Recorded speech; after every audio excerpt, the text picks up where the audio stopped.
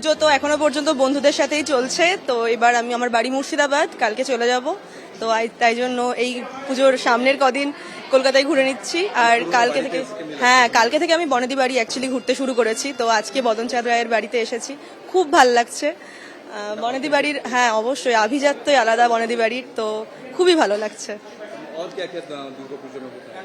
दुर्गा पूजा में हमारे एखाने हिंदी में बता सकते हैं। हाँ, दुर्गा पूजा में एक्चुअली बंगाली लोग का ना वो एक है कि मेरा हिंदी बहुत खराब है एक्चुअली।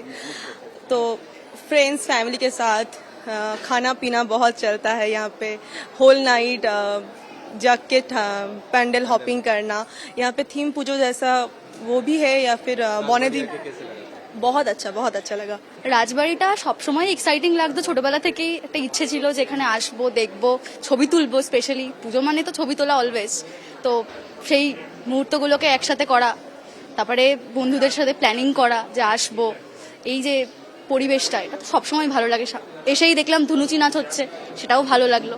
তো অল ইন অল একটা খুব ভালো একটা এক্সপিরিয়েন্স।